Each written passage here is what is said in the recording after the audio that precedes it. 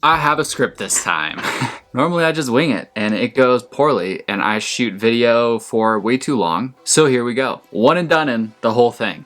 On this week's episode, I teach you how to paint better miniatures by painting less. So far I nailed it. I don't have a full script though, I just have bullet points, so I'm still gonna, this is gonna take forever still.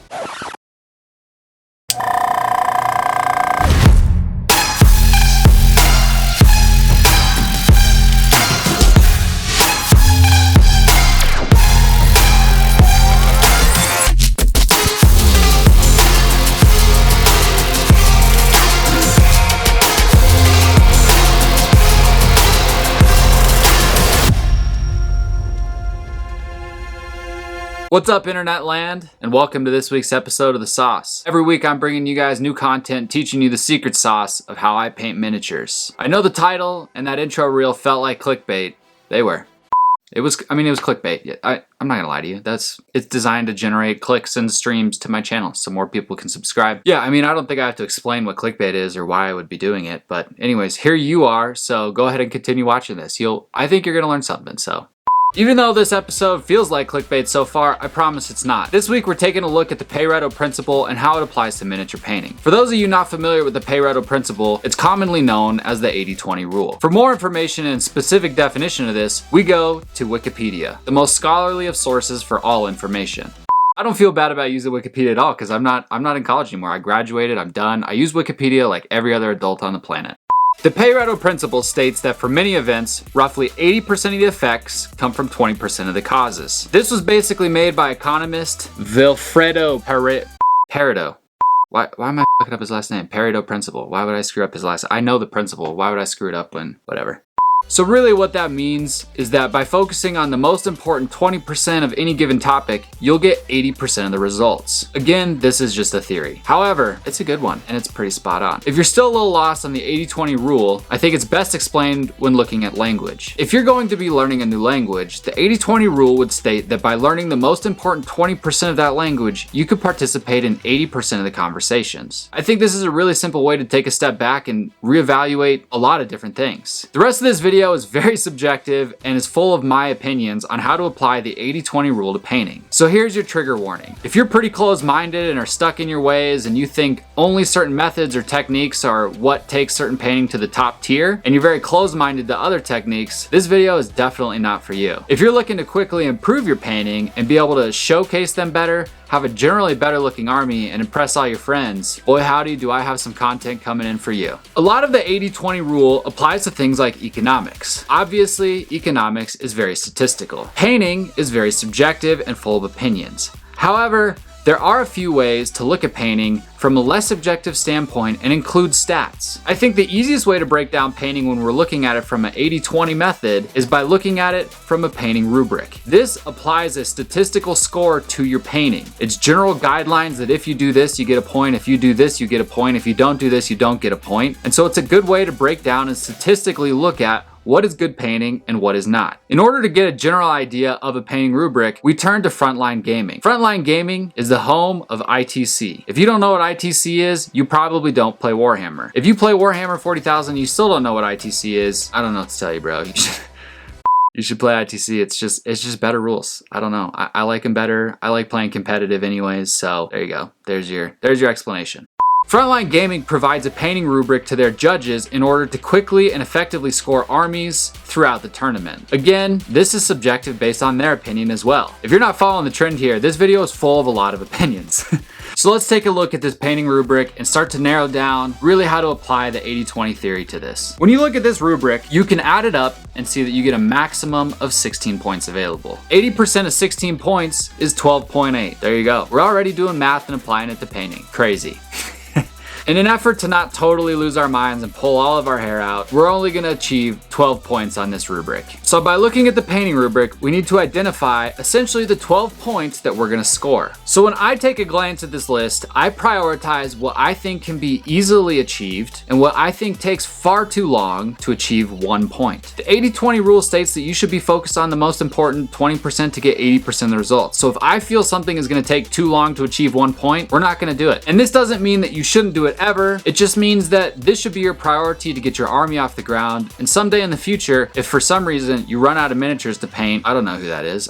Nobody does that. So by narrowing down the most important 80%, here's my checklist. We're gonna be getting 3 or more layers of highlighting. This is easy, 2 points. This is airbrush highlights plus edge highlights. Boom, we're done. 3. We're gonna get 1 point for blended highlighting by using an airbrush. That's just a given. That's easy. Easiest way to score 1 point on a painting rubric ever. We're gonna be getting 1 point for object source lighting across the army. On this example and in today's video, you will not be seeing me do it, but you should be applying object source lighting to things like lights on your vehicles, maybe power weapons, other things. If you have an airbrush, you can hammer out object source lighting pretty easily. This is an easy way again to score 1 point. We're gonna be getting plus 1 point for weathering. Pretty simple again. We're gonna be using some really basic weathering techniques using pigments and washes to just muddy up and dirty this model. It's gonna look pretty good. Then we're gonna be getting plus 1 point for freehand work. Again, you guys won't be seeing this necessarily on this model, but you guys should be doing a little bit of freehand on things like flat surface panels for vehicles. This is an easy surface to freehand on, and for the most part, you can easily get 1 point by just doing tiny things like basic scripture, tiny shapes, maybe tiny iconography. There's easy ways to score this without totally losing your mind and going insane on freehand. We're gonna be getting 1 point for exceptional basing. Our basing technique in this video is pretty easy because we're gonna be using a resin base. And so as long as you don't bump into a judge who thinks that resin bases are cheating, you probably will get a point for this. So we're gonna assume that you're gonna get scored 1 point on basing. And finally, plus 1 point for the cool factor. Frontline Gaming has this listed as, much like pornography, it's hard to define, but we all know when we see it. Yikes. That's pretty bold. I don't know if they meant to put that in there. If they did, good on you, Frontline Gaming. That's hilarious. I think by following this method, if you applied this to an entire army, I'd be hard pressed to meet a judge that doesn't look at this and get that initial, oh, dope, when they look at your army. That's the reaction you want when people to see your army to be able to get this point. If you're quick at math and you've been following along, we've checked off 8 points. So in order to get to 12, we need to achieve 4 more. This is where ultimately you have to use your best judgment call and know yourself the best when it comes to building and painting an army. For some of you, you're gonna score a point on conversions. Some of you are gonna score 2 points because you've made amazing conversions. Some of you are gonna score a point for green stuff. Some of you might be able to hammer out non-metallic metals stupid fast, so you can go ahead and get a point with that. Some of you might score 1 point for having a nice cohesive theme throughout your army. I think these are things that float around in the background and are things that you either have or you don't, and so it's hard for me to tell you what to prioritize because some of this might already exist and some of it might not. Obviously, if you don't have a good grasp on non-metallic metals, you're not going to be able to do it quickly. If you don't already have a nicely converted army, you're not going to be able to do it quickly. So these are things that you either have or you don't. And then the last one that I would advise is build a display board. So between those few things, I think you're going to go from 8 points to 12 points pretty quickly, and all of a sudden, you're at 80% of the maximum points. These are my opinions on which points are the easiest to score and which ones just frankly take too long. Exceptional freehand work stands out the most to me, followed by an exceptional display board. These two things are very time consuming, where you could easily get 1 point for a basic attempt at either one of them. For me, the value on the time just doesn't add up, and so they're not a part of my 80-20 method for painting armies. Now that we've got a decent idea of our goal and what we're gonna go after, let's dig right in. The subject of this week's video is our Ultramarine Reaver from the last video. He's back, and for the first time on this channel, you guys are gonna see me finish a model, which hopefully will show you that I'm not a total scrub. I actually do paint a lot of miniatures. I finish a lot of miniatures. I finish a lot of armies. You just haven't gotten to see it all on this channel, so I promise I do it. Normally I read through every paint that I use, but there's a lot in this video, and ain't nobody got time for that. Keep in mind, this is more of a theory video and not necessarily a total follow along, but go ahead and follow along if you're feeling like it and use these colors on your Ultramarines. So from the first video, we've laid down our airbrushing. I'd estimate that if you were batch painting that this guy has no more than 2 or 3 minutes of painting work done on him before we get into all the details. Everything I'm about to cover in this video is essentially my own miniature version of how to achieve 80% of each one of these details while using only 20% of the time. So this is basically like Inception for the 80-20 rule, and that's what you have to think about in order to speed up your painting. Not only are you going for 80% of the results by only focusing on the most important 20%, but you're also going to be achieving those miniature results along the way by focusing on the most important 20%. The more that you dig in layers like this, the easier it is to dissect painting and be able to apply techniques faster while not wasting time on things that just flat out don't matter. The first thing that I do to this miniature is I go over all of the things that I'm going to be painting with contrast with gray primer. I'm going a bit scratchy and I don't even need full coverage because the primary things that I'm hitting are grenades and leather pouches. When we go over these with contrast paints, they're going to look even more beat up and worn, which is going to help add to that overall weathered effect.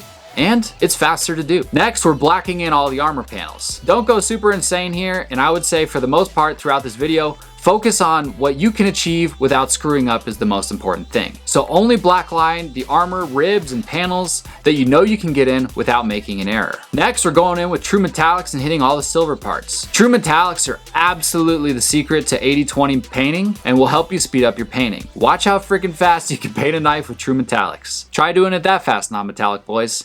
Wait, that's me. I like doing non-metallics. Wait, is this video aimed at who even am?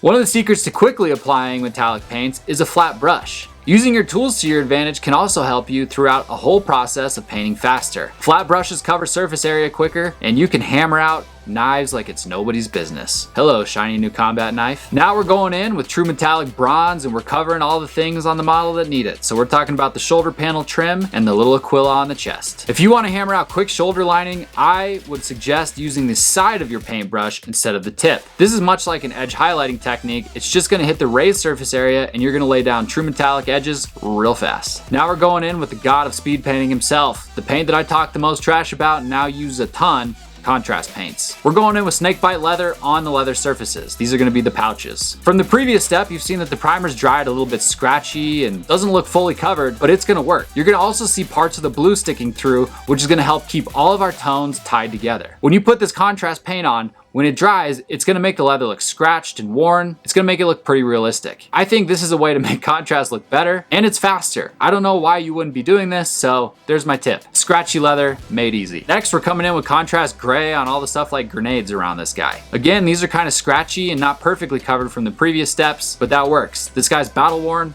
I'm not going for a perfect shiny heavy metal boy. Next, we're going in with black contrast paint over the gun case. This is a pretty easy way to add that gun case. One coat and you're done. Man, I can't believe how good contrast paints are and how wrong I was. There are certain things that they're horrible at, but man, speed painting tiny details, woo! They're so good. The next few steps are kind of tough to show on my camera setup, so I'm just gonna kind of explain what I'm doing and hopefully cut in some video. And if not, I'll cut in videos of cute puppies or something. I've been painting eyes with ink lately. The reason is that it's thin and it spreads out quick and it's 100% opacity, usually the first coat. The reason that this is important with eyes is that you really only want to be in there one time. The more that you're messing with eyes, at least in my experience, the more likely you are to screw it up. So we're putting in a drop of white ink into both eyes and then we're gonna let it dry. Then we're gonna come back in once that's dry and touch it up with red. We want that red to go over white for a very vibrant red that just flat out pops. After both of those are dry, we're coming in, super tiny paintbrush, dotting a little dot of white in the back corners for that nice reflection. Then I'm coming in and doing some edge highlighting on the model using Wolf Gray. Woo! The best color on earth. Just use your best judgment here. If you know you absolutely will screw it up, do not edge highlight it. Only edge highlight what is a hard edge, what you're 100% confident you can edge highlight, and then move on. These are going to be things on a Reaver model like a shoulder pad, the gun belt, various other things. The backpack hard edges are pretty easy. There's a few things that are generally pretty easy, but use your best judgment. If you're not the best edge highlighter, maybe just doing the shoulder panel or the helmet or things is a good place to start. In the spirit of trying to paint this as quick as possible, don't screw this up. I know edge highlighting is intimidating, and I know being told don't screw it up is even more intimidating, but seriously, don't screw it up. Only do what you're confident you can do and nothing more, and that will help. Now that the eyes are dry, we're dropping in a little drip of Reikland Flesh Shade to tone things down, because damn did those come out bright. A little bit too bright, it was gonna draw too much attention, so we're toning it down with Reikland. Now we're going in and we're highlighting all of the black ribbing and rubber parts of this model with silver. This is a quick way to highlight it, and true metallic metals are your fastest way to get highlights done just in general, so that's why we're highlighting black with it. I think it looks pretty realistic too, so it's kind of win-win. Boom! That's the model. Now onto the base! All your bases belong to us. Sometimes when I'm bored, I just paint bases. I don't fully paint them, but I'll lay down primer, general colors, and highlights. So this base is a little bit pre-painted, but it only took a couple of minutes. If you guys want to catch up, go ahead, catch up, do your stuff. I'll wait. 3 hours later. I would recommend using resin bases if you're trying to quickly paint an army, just because you could do some elaborate bases using corks and sands and all that jazz, and I think they do come out marginally better. But if we're talking about using our time to the highest effect possible, resin bases are where it's at. If you're worried about your models popping off the resin bases, pin it. It's not that hard, drill it, drop a pin in there. You should be drilling all your barrels anyways, so you can do it at the same time. Easy stuff. Since I want this model to have a little bit more of a red vibe to contrast the blues, I'm gonna add a little bit of red ink over the top of the burnt umber colors that I used to prime and start this base. This is gonna bring the whole hue a little bit more red. Then we're going in with some yellow ink to hit some spot highlights, and for the most part, this base is pretty much done. We're gonna go in and drop in a bunch of Agrax Earth Shade all over what kind of appears to be the sand to add a little bit of shading and depth to the base, and then we're gonna let it dry. 1 hour later.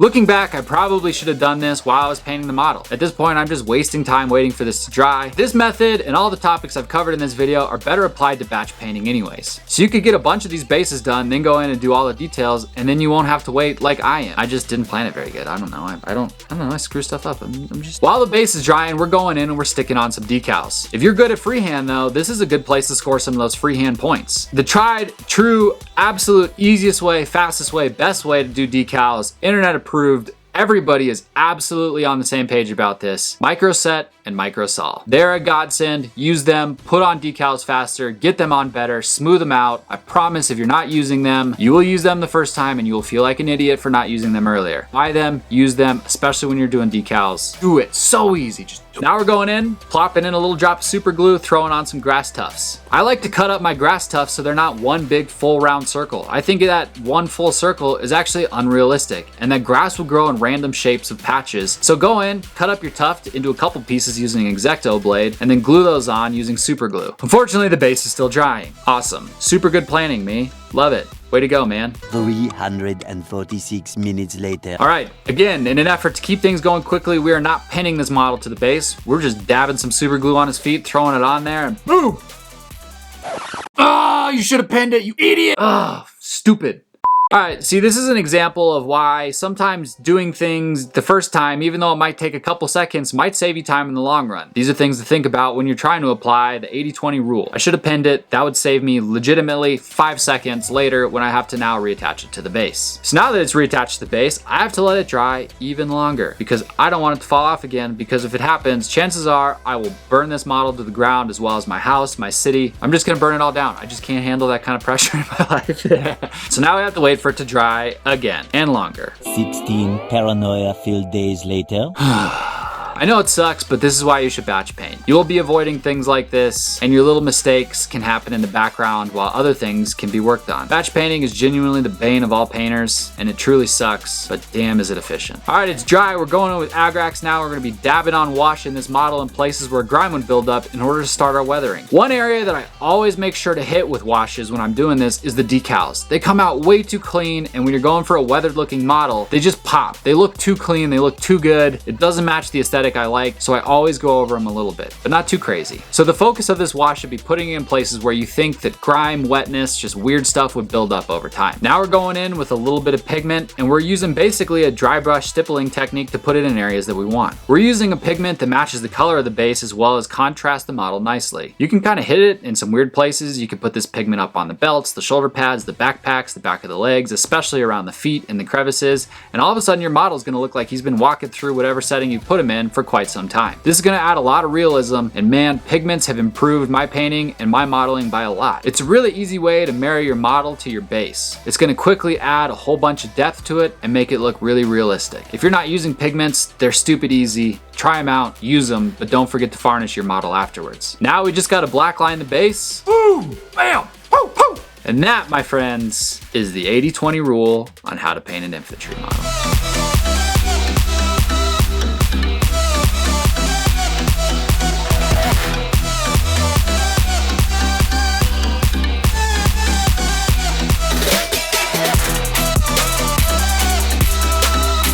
So looking back, this model probably took me right around 30 minutes. It's kind of hard to keep a gauge on it because I was just painting one, but if I was batch painting this model, it would have definitely been 30 minutes or less. The majority of the time I spent painting this model was doing things like literally taking out opening paints, dropping them on a palette, and then putting the paint away. When you're batch painting, this time becomes less significant versus when you're painting a single model. I'm pretty confident each one of these models would have been under 30 minutes, so that's right, Maniac, I'm coming for you, dog. When you're looking at painting an infantry model to this level, 30 minutes a model is pretty good. That's talking about a 10-man unit coming in at about 5 hours. A 10-man unit of Space Marines could be approximately 10% of your army. Then when you break that out, 10% of your army times 20 minutes times gets you to something like 50 hours. For about 50 hours following this method, you should have a pretty damn good looking army if you're able to prioritize the details, take shortcuts here and there that still look good, and achieve the maximum amount of points you can get on any painting rubric. I hope that by following this video, you guys learned some great theories on painting and can hopefully apply these things in the future. At the end of the day, these are all just my opinions on how to apply the 80-20 rule to painting and how to apply it to painting an entire army. By following these and I think taking this mindset, you'll be able to see your painting scores go up and you're going to generally start impressing more people with your army. By focusing on the details that look great and are easily achievable and putting other things in your back pocket for future projects, you essentially will have a good looking army as quick as possible. This doesn't mean that in the future you can't go back and make an amazing display board or do some incredible conversions or be an absolute psychopath and paint murals on your Imperial Knights. But what this should do is serve as a foundation for having a very good looking army with the minimal amount of effort required. Thanks for stopping by. If you guys like this content this week, go ahead, like, comment, subscribe. Hit me up on Instagram at The Sauce Painting, and I'll see you guys next week on The Sauce.